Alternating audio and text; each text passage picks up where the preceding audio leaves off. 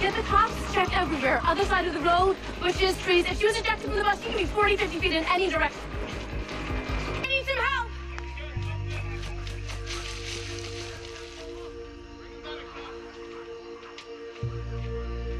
She's got a the drill.